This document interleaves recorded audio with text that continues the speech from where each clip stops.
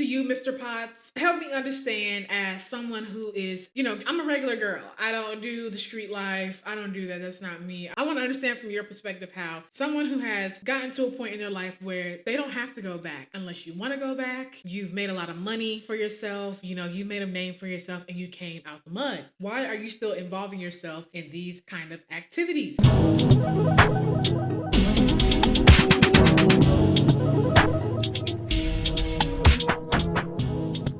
Hey y'all, it's your internet's average weirdo, Insecure K, aka Markeia. And in today's video, I'll be sharing my free thoughts and obsessions on whatever's popping on this noggin. If this is your first time seeing me, welcome to my channel. If not, welcome back. I hope you've been taking care of yourself. Please, for the free skis, make sure you hit that sexy subscribe button and follow me on all social media platforms. I will sprinkle them here down below so you can get notified every time I upload anything, anything new, or if you want to get to know me outside of our YouTube relationship, I know we're still in the talking phases or whatever, but that's neither here or there. But let's go ahead and get into this video. In today's court session, we have Bryson LaShawn Potts, aka NLE Choppa. He is currently 22 years of age at the time of this recording, and recently he dropped a video on his Awaken Choppa channel with the title, "I did a humiliation ritual and passed." Now, we just welcomed the new year, okay? And now this is like the first thing I saw when I got out of my church prayer moment, brought in the new year. Next thing you know, I get off and I see this has been uploaded like 5 minutes ago. So I watched the video so you wouldn't have to, and kind of broke it down as to what I think he really went through, because the way he described it or articulated it in the video, it kind of threw me off for someone who is actually getting more into the word and who, prays to our Heavenly Father every day. I found this video a little kind of like, I'm not understanding if we are worshiping the same God, or maybe he is, I don't know. I'm not gonna put nobody down for whatever their belief is, but it's just hard to kind of see from his perspective how during his humiliation ritual of 2024, God was able to walk him through that. So that kind of threw me off, but we're gonna get into more of, what he had to say. So just follow me. All right, so if you see me looking back and forth at my notes, it's because I really watched that video. It was 48 minutes and 8 seconds long. I watched all of it, and I really wanted to break down and kind of understand his point of view of where he was coming from, stating that he went through a humiliation ritual. Now, if you know me, I'm really big into conspiracies, and I feel like with the music industry, how it goes is in order for you to get to certain rooms or certain levels in your career, you have to go through some type of ritual. And commonly we hear our humiliation rituals where, we see an artist, they're doing their thing, they're climbing up the ranks, I'll say, in the music industry, as far as becoming just underground to mainstream. So when you're watching an artist grow from a nobody to somebody, you'll realize that during their path, you might see one thing okay, I'm used to so-and-so doing this. All of a sudden, there's a twist in the story of, okay, so why is she or he acting out of character here, or looking crazy there, or wearing certain outfits, or doing certain activities that just doesn't align with their music or who they are as a person. And I feel like NLE is a perfect example of that, because when we first got introduced to NLE, he was some street dude, kind of similar to NBA Youngboy, in a gang, doing gang activity, doing gang related things, and just that typical rapper persona, just street life. He would rap about it, talk about it, and that's what helped him get to where he is today. But he was also very young when he came into the music industry. He was only 16, which is wild to believe, but it's nowadays it's a normal thing. If you have some type of talent, some type of influence, you're able to get into mainstream media and do what needs to be done to promote whatever agendas that they're trying to put on the youth. I don't know, we're just gonna break it down. So let's get into it. The question to you all, and make sure you put your thoughts in the comment section below, and kind of really talk about this, even if you are religious or not. The question states, how do you do a humiliation ritual and still have God walk you through that tough and demonic time? The video starts off like this, okay? It kind of describes 2024 and how it started from the beginning and how it ended. So I just want to take a few people back to how my 2024 started, my year. In January, early 2024, he ends up losing a close friend to him. January 1st was a rough one. It's December 31st of 2023. I lost a close friend of mine to gun violence coming into the new year. Shot 7 times, left cold, left dead. A few days later, his grandfather passes away. Fast forward from that, a few days into January, I lost my grandfather. This is like not even like a week after, I believe. I think it's like a few days afterwards. I can't remember the exact date, but it was like a few days. My grandfather died. And like, when I say grandfather, I mean like my big man. Like, I used to sit on this man's lap, like sit on his lap and just watch TV with him, like in the space of really being a kid.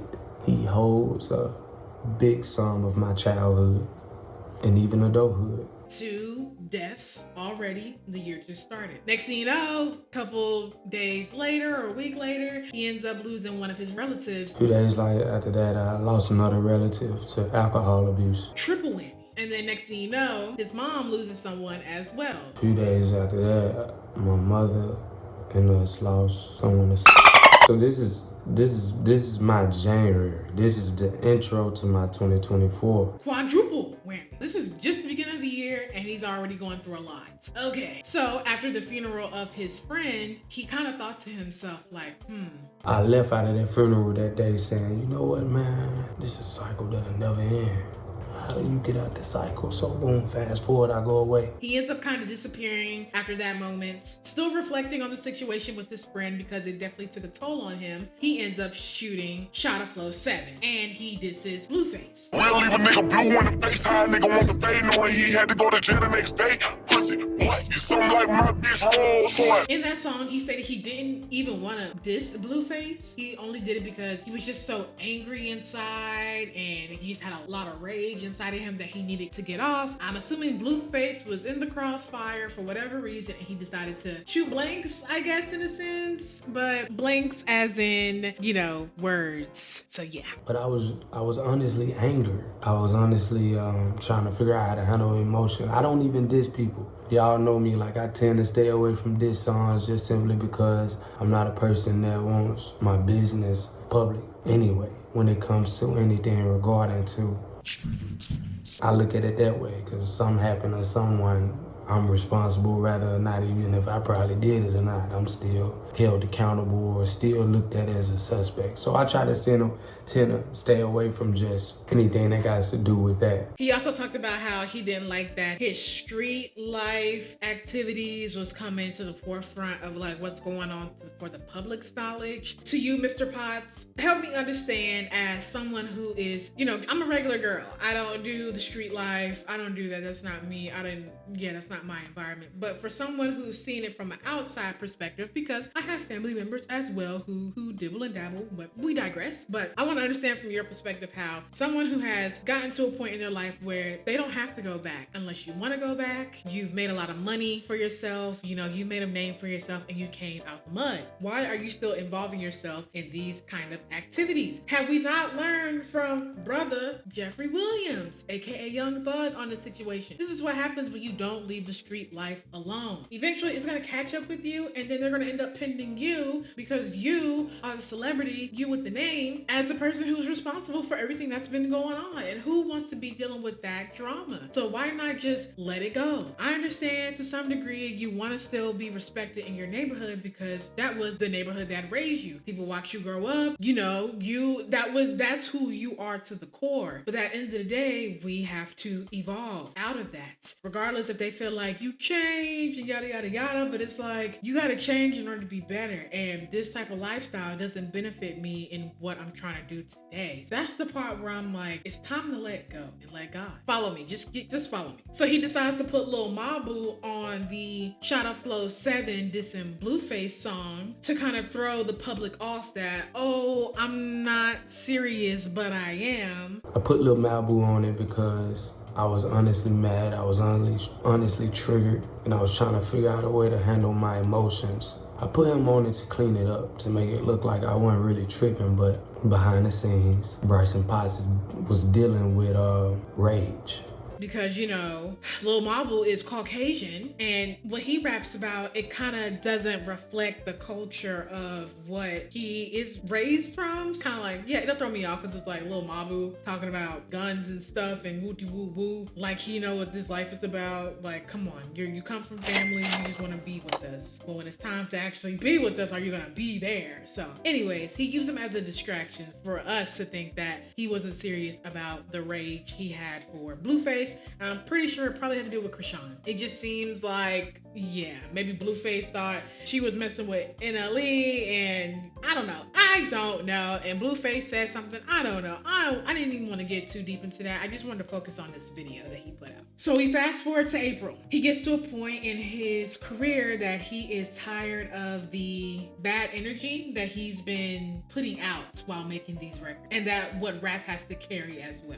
So it kept going, fast forward April to about April. I'm like, you know what? I'm tired of the vibration, the energy that rap just carry. With all the rap beefs that have been going on, like the whole Nicki and Megan and Drake and Kendrick, Chris Brown and Quavo, it was just a lot going on. And I guess he felt like it was just too much. I don't feel like this is what I want to do anymore or want to rap about. It's just not, it's not for me. So he ends up hiding his problems from his fans because he didn't want them to know what was going on. And the fact that he wanted to disconnect himself from the rap genre, or just that type of energy of rap that he just didn't want to put out anymore, which led him to release Slut Me Out too. If I was a bad bitch, I wanna fuck me too. I wanna suck me too. I wanna suck me too. Now don't get me wrong, I love Slut Me Out too. I am an NLE Choppa fan, I'm not gonna lie. I do like a couple of his earlier songs in his career. Not something I would like listen to like on an everyday basis because, for one, I don't live that life. So I can like try to relate to some degree, or like I love imagining myself as the artist to be in his shoes. This wasn't something that I wanted to listen to all the time. And so honestly, he released Slut Me Out too, and I was like, I like this. It's fun, it's upbeat, it's confident, but it kind of makes you look at him a little bit sideways, because when you see masculine men dress like that and talk like that about themselves, you automatically assume gay. So a lot of people started to kind of look at him like, what's going on? And so did I. I'm thinking the industry got him. The industry got him. You gotta believe me when I say this, NLE. This is how we view what you guys are doing. We don't know what's going on. We're only being shown what you guys show us. So if you're showing us bang, bang, bang, bang, bang,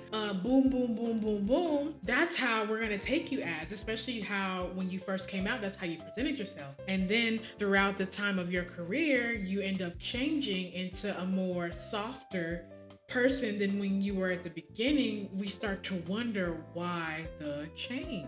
When he first came into the game was more of like rage, anger, fight type of music, which he enjoyed making, but it was a way for him to release, you know, what he was going through, what he was seeing at that time when he was living, you know, in his neighborhood. So he continues to repeat in the video that this was his humiliation ritual. We started off the top of the year. He ends up losing a lot of like people that is close to him. Then you're using that anger that you were feeling at the time earlier in the year and ends up putting that anger towards Blueface and Shotta Flow 7. And then trying to fool us and tell us that, you know, I was just playing, but really you was tweaking behind the scenes. And I understand that is a lot to go through when you're going through a lot of things, on top of still trying to keep up your public image as an entertainer while also hiding what you're going on behind the world. He also said this year as well he wanted to unalive himself. So tough, but the humiliation ritual is where it's kind of like, you're losing me when you bring God into it. But we'll just keep following me. So fast forward, that was April, now we're in July. He stated that he started to see that his personal life was collapsing, but his career life was striving. From January to April, everything was kind of rocky. Then from April to July, it was intense. I was going through things personally. It felt like my life was collapsing. but my career was thriving. It felt like my personal life was hell, but I was receiving breakthrough career-wise, and it was by inch by inch by inch. But I felt I kept getting closer to the thing that I've always prayed for, and that's just to be a dominant artist and to dominate, because I take that seriously. I love it. It's my outlet.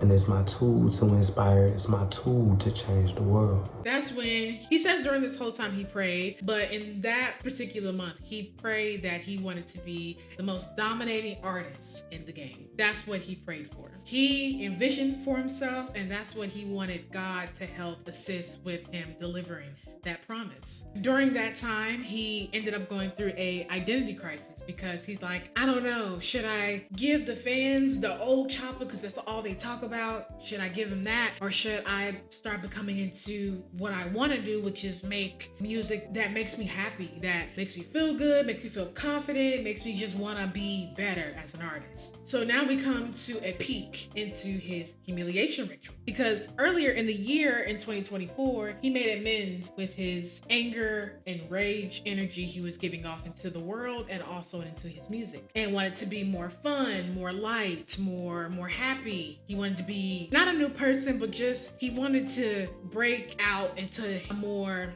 fun, lighthearted entertainer. So since he decided to have that vision in mind, and I respect him for that, we all have to evolve some type of way. With you moving into that direction and changing up your image and that type of way, the public and myself started to look at him as he came out as being gay, freaky, weird, Diddy Jr. for some others who called him that. And with him moving into that direction, he asked God, like, God, is this what I should be doing right now? Like, are you sure? He's coming to a higher power with God, allowing him to direct him in whatever direction that best fits for his purpose. And that's something I totally understand. But the thing is that makes me feel like, I don't know if whatever God was whispering in your ear was the right one, because if it was really the Heavenly Father speaking to you, why would you have to question if me covering my genital private area with the cake will help me succeed into the career path that I want to go to, if that's something that you felt like you maybe didn't want to do, or maybe felt like this was not the right way to go about it. You know what I'm saying? Like, okay, let's say I'm an artist and my main thing is talking about positivity, woo, and then I get to a point of a career where I hit a wall where either I can go through that door or I can just leave it shut, because what y'all want me to do in order to walk through that door, it doesn't match my beliefs. Even if you are telling me whatever God that is, yeah, girl, it's okay. You can do it. Once you do it, you'll be able to propel to the next part of your career that'll make you shine and be brighter than any of your peers. It sounds good, but I'm kind of peeling away at myself because I'm doing something that isn't who I am. I'm a rapper. I talk about positivity, and now you want me to change it up by wearing something a little bit more provocative, or you want me to talk a little bit more vulgar in my music, or you want me to be involved in certain circles to make it look like, you know, I need to be with these people in order to get to the next level. It don't sit right with me. And then too, you do have children. How are you going to explain your children, like, hey, yeah, this was daddy, couple, you know, when I was younger me. It's art. That's what it is. It's art. I don't know. It's just like, if I was his kid, I'll be like, I see my dad with a cake over his private parts. It's kind of like, I don't know. I don't know. It's weird. Even my dad will joke about him being on the beach. I read Speedo.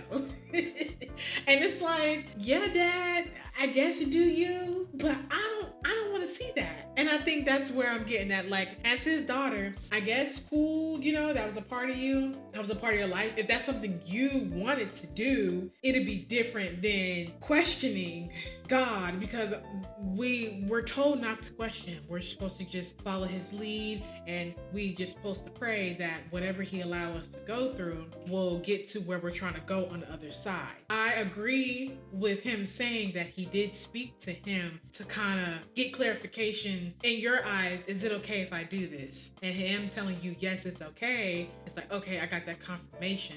But I feel like, again, how you went about it makes it look crazy to us. Not only with the paper magazine where you were trying on those different outfits and it was looking a little gay. You kind of have to see it like, what real straight man is gonna put on these type of outfits? It don't make sense. Whatever your God told you, we're gonna get more into it. So he stated that God spoke to him, told him, I love you no matter what, and you should respect and care for everyone who cares for you. And I agree for that as well. So he stated that from January to July, he was humiliated. And then in August he was crucified once he put out the I'm coming out tweet. Now, this really put everybody on edge. Like, so it's true. The industry got to you and now you're gay. He stated that, his love for women, he don't allow men into his bedroom, but he does respect the LGBT plus community. But when he tweeted the I'm coming out, in his mind, it meant a spiritual awakening of him coming out of his shell, because he already had his spiritual awakening 4 years ago when he was doing the whole, spiritual choppa and woo-woo-woo. 2020, he stated he lost his way with God. He couldn't hear no more. God wasn't responding. He was kind of lost. 4 years later, 2024, he walked into the year with God. And that's when he knew that God prepared him for his humiliation ritual that year. At the end of 2020, he tweeted he wanted to unalive himself. The last day of December is when God ended up saving him and blessing him with his daughter Clover on December 31st, 2020. So that's what made him kind of get full back into the word. I don't know if he reads the Bible, but that's what made him go back to praying and getting back in touch with God and, whatever relationship that they had. So my overall conclusion to this is you're still young. You are only in your early 20s. You have a long way to go.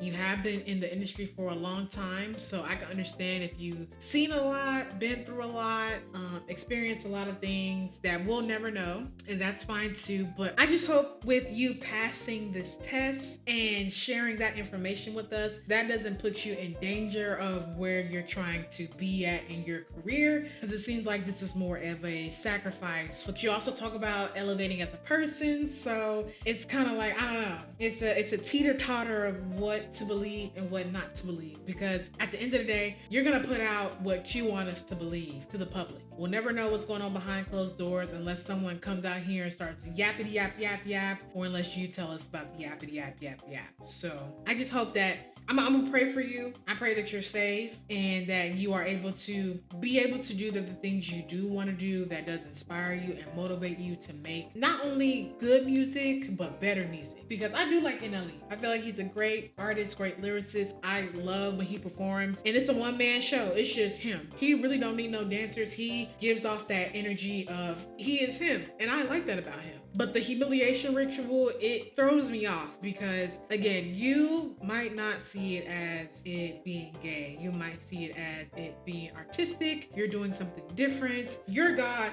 that told you to do this or made it okay for you to do this, it kind of stripped down who you are, I guess, in your masculinity. Because, again, I don't know. I probably would look at my dad a little different if he were to do some of this stuff. Because when I look at a man, I don't know. It's like, would I be okay with my man doing something like that? Not really. I don't even find it attractive when dudes paint their nails. That's a female thing. And if you want to do it, that's okay. I have nothing against it. But if you're calling yourself a man, it doesn't mesh with me. But whatever makes you happy, I'm cool with that. But you kind of have to understand where we're coming from the public, how it's being presented when you came out one way and then you're showing this image, even though we understand you're trying to evolve as a person, as an artist, but it just don't put you in a good light.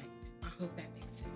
Thank you for tuning into my video and clicking on my channel. You could have been doing anything else in the world today, but you chose to watch me, and it's very much appreciated. I hope you all have a blessed day. We're gonna leave this video off on a good note. Sometimes you gotta do what you gotta do in order to get where you're going.